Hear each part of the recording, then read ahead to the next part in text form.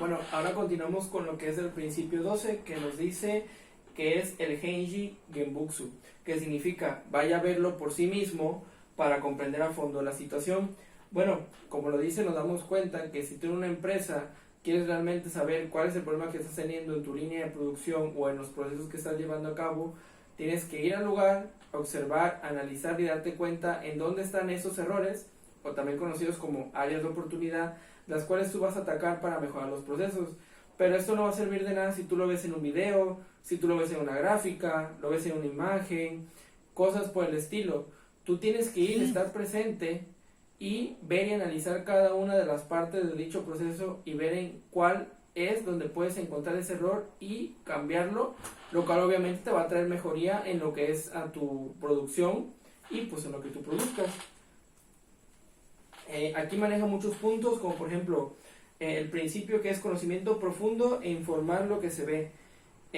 Bueno, en este nos habla acerca de que tienes que realmente meterte de lleno a cuando tú vas a llegar a esa área, a analizar y ver cada uno de esos puntos, como lo mencioné antes de entrar a esta parte, de una forma profunda y poder informar donde hay errores que tú puedas atacar, las áreas de oportunidad, y mejorarlos.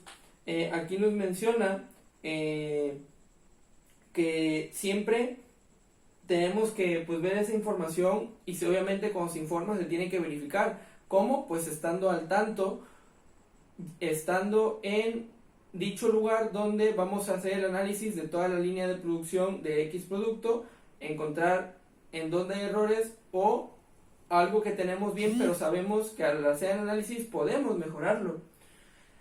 También hablamos acerca del círculo de Ono, observe y empiece por sí mismo. Esto es una pequeña anécdota de parte de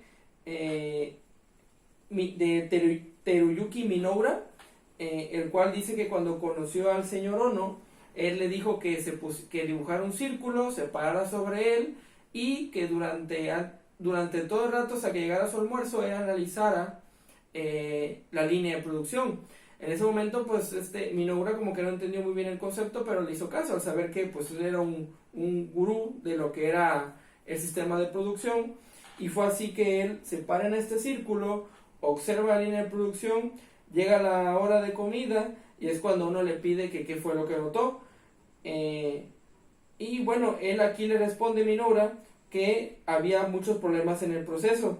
Sí, y bueno, Ono pues nada más se dedicó a escucharlo, y cuando le preguntó que pues bueno, qué pasaba pues al final del día después de hacer todo ese análisis, simplemente Ono le dijo que pues que se retirara.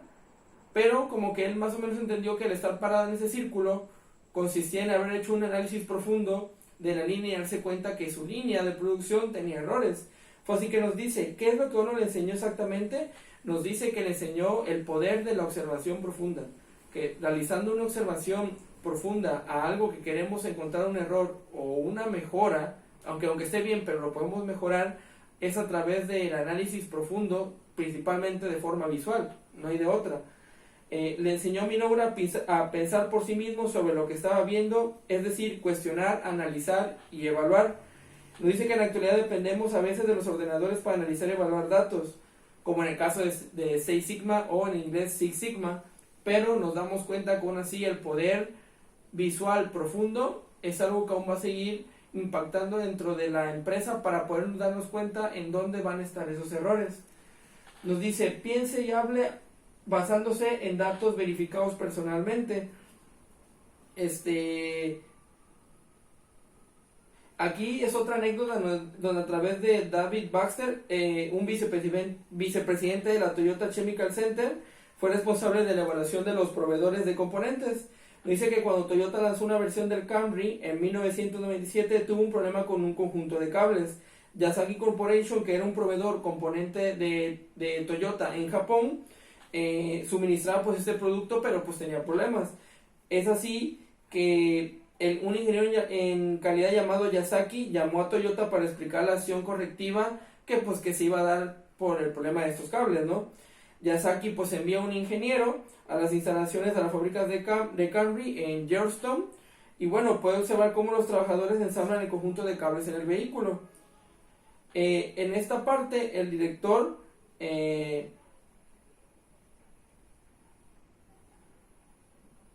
nos dice que el director manda a checar lo que es el problema de los cables y le pregunta a esta persona, pues bueno, ¿no? ¿Qué es lo que, o sea, qué es lo que realmente el problema tenía? Y lo que pasa es que le contesta que no sabía, que no observó cuál era realmente el problema. Y entonces el director le dice que tiene que ir, que para que le dé los datos verídicos de qué es lo que está pasando, cuál es el problema, tiene que ir directamente otra vez y revisar cuál es el verdadero problema e informarlo para poder corregirlo.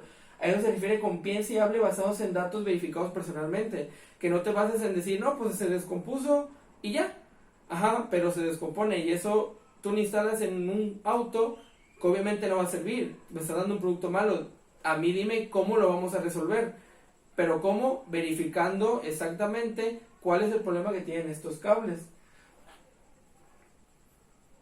Después de esto vamos a otro ejemplo que nos dice que, bueno, se basa en este punto, observa América y luego diseña para América.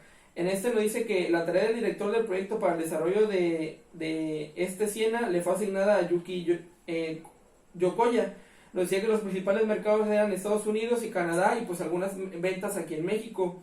Yokoya había trabajado en proyectos de japoneses europeos, pero nunca en un vehículo norteamericano.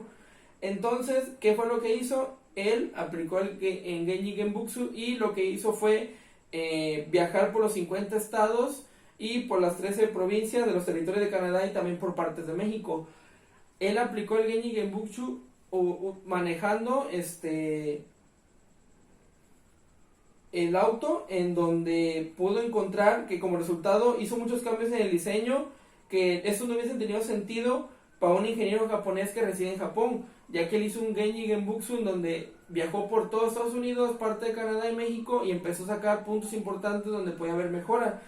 Por ejemplo, dicen que en Canadá las carreteras tienen una terminación más elevada que en América, o sea, una inclinación hacia arriba en el centro, quizás por la cantidad de nieve. Por lo tanto, tenía que controlar la deriva de lo que era el minivan, que era el auto donde estaba manejando. Nos dice que mientras conducía por un puente sobre el río Mississippi, una ráfaga de viento lo desplazó fuertemente y pues se dio cuenta que tenían también que checar esos problemas que se iban presentando. Nos muestra otros puntos, como que mientras conducía por las extensas calles de Santa Fe, Yokoya encontró que con el modelo anterior de Siena, el giro en los cruces era difícil y bueno, mejoró el radio de giro unos 3 pies, haciéndolo más cómodo. Nos dice que en otros largos viajes se dio cuenta que era muy práctico poner un portavasos, ya que debido a las largas carreteras que estos recorrían, pues no podías encontrar un lugar donde tú pudieras tomar agua. Entonces ese portavasos era muy importante para tomar aguas en ciertas partes donde tú podías detener, o mientras ibas conduciendo, si la carretera no estaba ocupada, un pequeño trago de agua. Pero ya resolvías el problema de resolver distancias largas y no encontrar un lugar donde te podrías abastecer. Y así como otros puntos que él investigó al darse cuenta, pero dimos cuenta cómo su Genji Genbutsu fue a un grado no de empresa, sino un grado nacional, donde viajó en distintas partes de territorios y logró hacer un análisis para darle un mejoramiento, que de eso se trata el Genji Genbutsu. Como lo dice, es estar ahí y observar, teniendo un conocimiento, un análisis profundo, informando lo que se ve, donde nos dice que pienses por ti mismo en saber cuál es el error que tú tienes y verificarlo personalmente, algo que hizo el director. De ahí nos menciona lo que viene siendo los líderes no están escritos en el Genji Genbutsu. Bueno, esto se va directamente a lo que es a una historia de Kishiro Toyoda, el que ya fue el dueño de la empresa Toyota, el hijo de Sakishi, en donde nos narra que un día Kishiro Toyoda caminaba por una nave de fabricación, que es un lugar donde se producen, y bueno, dicen que un trabajador estaba rascándose la cabeza y pues estaba todo refunfuñando y enojado de que su afiladora no funcionaba. Se dice que Kishiro narra que lo que hizo fue quitarle su saco, amarrangar lo que fue sus mangas, y lo que hizo fue sumergió sus manos dentro de un recipiente de aceite y sacó los que sacó con dos puñados de sedimentos, tirando los sedimentos al suelo, es decir, limpió la herramienta para que ésta pudiera funcionar bien. Fue así como esta pregunta: ¿cómo esperas hacer tu trabajo sin ensuciarte las manos? De aquí parte una parte muy importante del Genji Genbutsu, que no solamente consiste en que tú vas a realizar un análisis a través de una visión profunda, sino que también tienes que adentrarte en el proceso, saber cómo funciona y el cómo arreglarlo. Eso es algo muy importante del Genji Genbutsu que se tiene que tomar en cuenta, que no solamente es en lo visual, sino también en el tacto, en que tú vas a agarrar y vas a estar dentro de esa línea de producción viendo el proceso, encontrar esos errores y mejorarlos. Luego tenemos el Houronse, que es como el Genji Genbutsu rápido para ejecutivos. En este nos menciona que el señor Sho, como presidente de Toyota, tuvo que aprender a confiar más en los demás. Es decir, el presidente Sho pues, estaba ocupado en lo que eran las diferentes plantas de lo que era pues la empresa Toyota. Entonces él aplicó el Houronsu, que consistía en involucrar a los encargados en que estos le suministraran información, aplicando un Genji Genbutsu, obviamente, estando ahí, y él recababa información a través de los demás. Por eso mismo dice que es el Genji Genbutsu rápido para ejecutivos, que como sabemos el ejecutivo a lo mejor no va a ensuciarse las manos como un jefe o un líder de cierta cuadrilla, pero este puede verificar detalladamente, haciendo un análisis profundo, y le da él estos informes para que pueda analizar cómo es que las plantas están trabajando, qué problemas tienen, cuáles son sus áreas donde aunque estén bien las pueden mejorar, etcétera. Por eso también es muy importante saber que el Houronsu puede aplicarse a ejecutivos y que el Genji Genbutsu no es exclusivamente para trabajadores o rangos un poco más altos, sino también incluso para los líderes, que aquí a mi punto los líderes al contrario no deben de estar excluidos en el Genji Genbutsu, porque eso es algo que ellos deben de saber, aprender y luego enseñarle a los demás trabajadores para que estos lo puedan aplicar. Así los trabajadores van a decir, no, pues si mi líder lo hace, ¿por qué yo no lo voy a hacer? Así que es un punto muy importante que se menciona aquí. Y por último tenemos la manera en que Genji Genbutsu está arraigado en la cultura de un país. En esto pues nada más narra un poco de qué diferencias puede haber entre la cultura japonesa y la americana. Como fue en el caso de lo que tuvo que hacer un japonés en caminar, bueno, recorrer, mejor dicho, todo Estados Unidos y partes de Canadá y México para poder hacer una minivan. Algo que a lo mejor uno de Estados Unidos no haría, que diría, ¿sabes qué? Voy a revisar este análisis de la información que tú me traíste de Japón, que a lo mejor esta persona no realizó un análisis profundo, pero como te trajo ya datos, que es algo que no tenías, vas a trabajar sobre ello. Pero vemos como aquí, en el caso de la cultura japonesa, decidieron ir al lugar, ver, analizar y observar profundamente cómo mejorarlo. Aquí nos narra una serie como de experimentos donde proporciona evidencia concreta de que mirando una misma situación, nos decía que los occidentales ven habitualmente categorías generales de objetos con un nivel superficial, mientras que los asiáticos ven habitualmente los objetos y la relación entre objetos con un mayor nivel de detalle. Esa es la diferencia en cómo aplican ellos el Genji Genbutsu, a diferencia de cómo lo aplica un estadounidense. Un japonés analizaría datos, lo relacionaría con los demás y empezaría a comprender un poco más la situación de lo que él está observando, de lo que está analizando profundamente, a diferencia de un estadounidense que él nada más vería a lo mejor un tipo de patrón, más no vería una forma en que este se relacione. Pues si no, pues esto tiene características iguales a estos, pero pues son diferentes, ¿no? Aunque se parezcan un poco, pues no son iguales. Eso es como que un poquito de diferencia, y pues nos damos cuenta que el Genji Genbutsu también tiene mucho que ver con la cultura. Por algo fue algo que los asiáticos vieron y pues son superiores a lo que es a los americanos. Y pues bueno, aquí termina lo que es el principio 12, fácil de entender, se entendió más rápido con lo que fueron los distintos ejemplos que se aplicaron.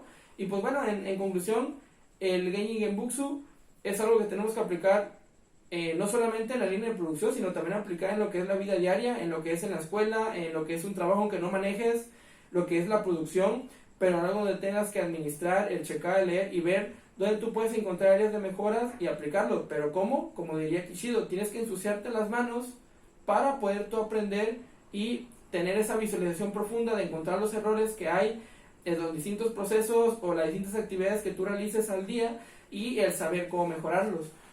Y bueno, aquí terminamos con lo que es el principio 12, continuamos con lo que es el principio 13.